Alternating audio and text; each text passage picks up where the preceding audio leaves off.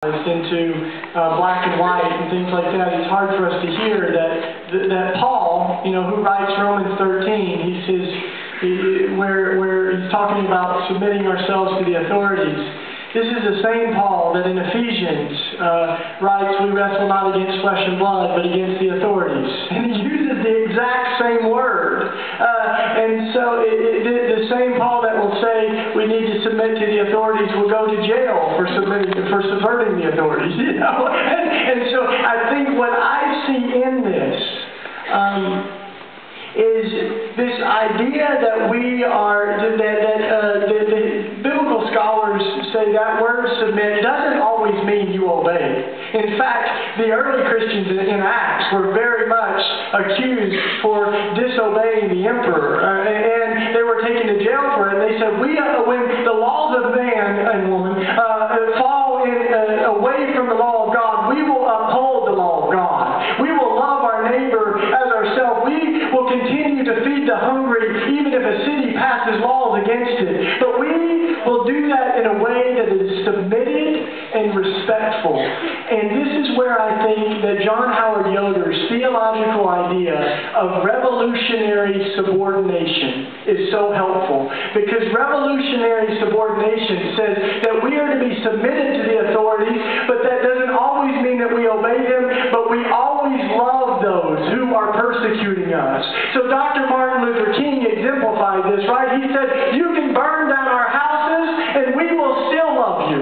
You can threaten the lives of our children and our families and we will still love you. You can stick your dogs on us and squirt us with water hoses and we will still love you. But be ye assured that we will wear you down by our love. Right? We will wear you down by our love. And that's what the martyrs have done. That's what Christian movements throughout history have done in the face of great persecution. One of the early Christians said, grace dulls down the executioner's blade. That as we loved even when we went to jail in Philadelphia, some of the police officers that arrested us showed up in court to argue that the charges be dropped because the laws were wrong. So I think that's the kind of revolutionary subordination that we see of Jesus on the cross. That is not defensive. In fact, before the authorities, Jesus is often just silent. It's almost as if he is submitted to an even greater authority than those that are in power, right? And so as Jesus dies on the cross, Colossians says, Jesus made a spectacle of the powers. As he rose above the cross, the Roman cross was the very quintessential symbol of Roman power. And it was what you did to people who subverted the empire. It's where failed messiahs and insurrectionists landed themselves. And so when Jesus rises above it, it's this beautiful triumph of love over hatred, of humility, even to the point of a slave on a cross. That was what Jesus submitted himself to and rose above it. And that's why I believe the resurrection is so important.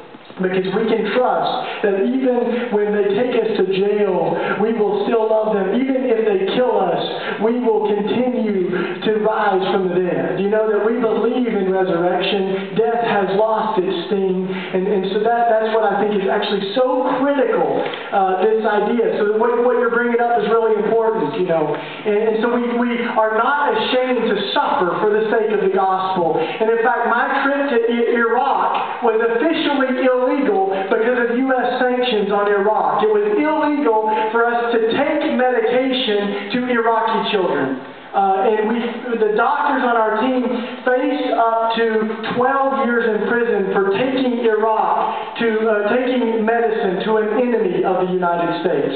And we did that very openly. We were submitted to the authorities and we said, we believe that the sanctions are wrong. And we believe we need to be with the Iraqi people and that the church is alive in Iraq and we've got sisters and brothers there. So we went, when we came back, we were brought before a court. We were submitted. The doctors went to court. What was so wild was even the judge said, wait.